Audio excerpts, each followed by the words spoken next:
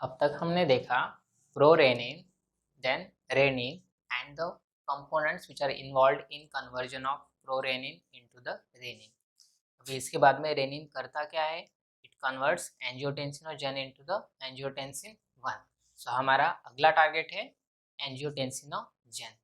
So basically it is a pro hormone.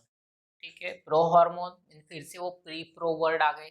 इसका मतलब इसके बाद में जो जनरेट होने वाली चीज है उसे हम कहेंगे हार्मोन। सो यहाँ से बहुत बड़ा नॉलेज का फाउंडेशन बनता है।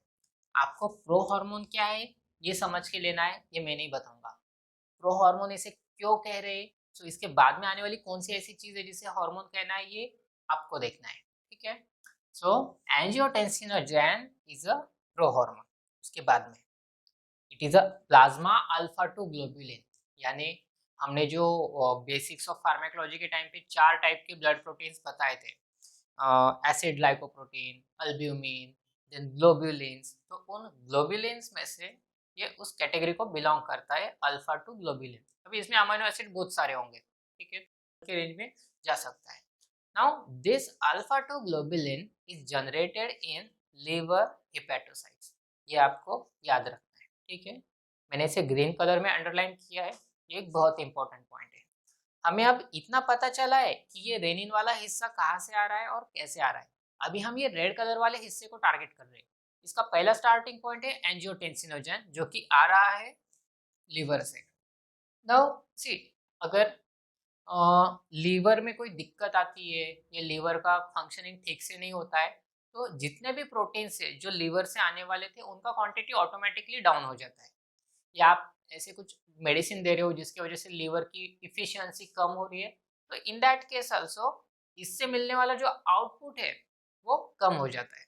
Okay, now why angiotensinogen is written here, मतलब इसे क्यों लिखा गया है, आंसर हमें पता है, क्योंकि ये आगे चल के एंजियोटेंसिन 1 में कन्वर्ट होने वाला है। कौन कर रहा है? That is the renin. Now अभी रेनिन एंजियोटेंसिनोजेन का कन्वर्जन कर रहा है। इसका मतलब है कि रेनिन नामक जो एंजाइम है उसका एक सबस्ट्रेट है, उसका नाम है एंजियोटेंसिनोजेन। क्योंकि रेनिन को हमने दोनों भी प्रॉपर्टी दिए थे, both hormone as well as enzyme. Enzyme है तो उसका सबस्ट्रेट आएगा। तो रेनिन के लिए एक सोल सबस्ट्रेट है, मराठी मध्ये एकुलता एक। रेनिन इसके अलावा किसी को नहीं पकड़ सकता एंजियोटेंसिन 1 जनरेट करने के लिए। यहां तक समझ में आया? इसके बाद में but there are many other enzymes for this angiotensinogen to get converted into angiotensin 1।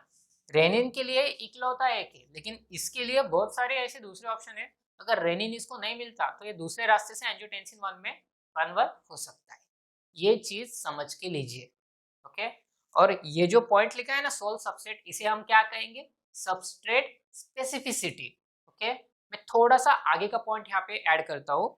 तो रेनिन सबस्ट्रेट स्पेसिफिसिटी बताता है, ठीक है, in terms of enzyme. But ये जो दूसरा एंजाइम है ना, एंजियोटेंसिन कन्वर्टिंग एंजाइम, इसमें सबस्ट्रेट स्पेसिफिसिटी नहीं दिखती।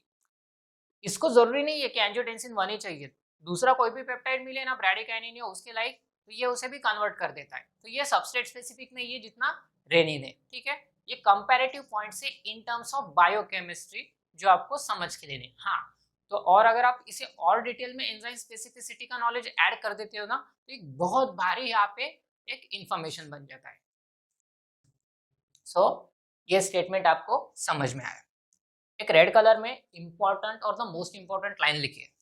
In this complete sequence of RAAS, the conversion of angiotensinogen into the angiotensin 1 is rate determining step.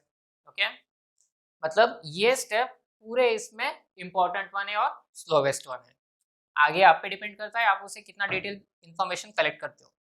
तो अभी इसका सिंथेसिस कहाँ से हो रहा है? ये एंजियोटेंसिनोजेन का लिवर से हो रहा है। सिंथेसिस हो रहा है या बायोसिंथेसिस हो, ठीक है। So there are certain factors which increases the synthesis and there are certain factors which decreases the synthesis. मैंने बोर्ड पे एनलिस्ट किए। तो there are 4 factors which increases the synthesis of angiotensinogen. उसमें है pregnancy and second one is oral contraceptive, means mostly these two things are related with the females, ठीक है। अभी इसका बहुत ज्यादा इंपॉर्टेंस है in case of pregnancy associated hypertension और पोस्ट प्रेगनेंसी हाइपरटेंशन, ठीक है, वो केस में बहुत ज्यादा इंपॉर्टेंट है। प्रेगनेंसी है, ठीक है, इसे नेचुरल केस में हम साइडलाइन कर सकते हैं, but this point oral contraceptive hepatocytes पे बहुत ज्यादा इन्फ्लुएंस करती है। An number of the protein synthesis और other activities of liver get altered, ठीक है, वो चेंज हो जाती है। अभी ये जो हिस्सा है ओरल कॉन्ट्रासेप्टिव्स का और या कहे में स्टेरॉइडल मेडिसिन का, ये एंडोक्राइन फार्माकोलॉजी में आपको सीखने को मिलेगा। तो ये आगे का पॉइंट है, इसे टीजर कह सकते हैं, एक छोटी सी इंफॉर्मेशन रहती है मार्वल के मूवीज में कि आगे के थर्ड पार्ट में फोर्थ पार्ट में क्या होने वाला है, ये आपको याद रखना है। ये बहुत ज्यादा इंपॉर्टेंट लिंक है और इसका इन्फ्लुएंस क्या हो रहा है, इस लिंक की वजह से एंजियोटेंसिनोजेन का सिंथेसिस बढ़ रहा है। एंजियोटेंसिनोजेन ज्यादा आएगा तो A1 ज्यादा जनरेट होगा, A2 ज्यादा आएगा, A2 ज्यादा आएगा तो पूरी RAS ये सेना एक्टिव हो जाएगी। सो दिस थिंग, सो अभी इसके बाद में इन दो पॉइंट्स को छोड़ के देयर इज, इफ मतलब अगर ग्लूकोकॉर्टिकॉइड का सीक्रेशन ज्यादा हो जाता है तो it also causes the increase in the synthesis of angiotensinogen, और अगर स्ट्रेस बढ़ता है तो ये बढ़ता है, ठीक है। ये सब थे factors which increases the synthesis. Now factor decreasing the synthesis are deficiency of pituitary और थायराइड फंक्शनिंग, ठीक है। अभी आपका बेसिक बायोलॉजी जो है हार्मोन्स के केस में, क्योंकि ये चीज sorry this one it is all associated with the hormones, आप उस नॉलेज को कितना इफिशिएंटली इससे कनेक्ट कर पा रहे हो, उससे आपका अल्ट्रा बेसिक जो बेसिक से भी बेसिक पॉइंट वो कनेक्ट होने लगेगा, ठीक है। So this was all about the angiotensinogen. और मैंने यहाँ पे एक चीज लिखी नहीं है, वो है count of amino acid in this globulin. ये एक प्रोटीन है, ऑब्वियसली इसमें अमाइनो एसिड काउंट बहुत ज्यादा रहेगा, ठीक है। बट अगर हम इस पूरे सीक्वेंस में इस हिस्से को वोमिट कर देते हैं तो हर जगह पे आपको अमाइनो एसिड काउंट इसेंशियल या फिर कहे वेरी इसेंशियल है, ठीक है।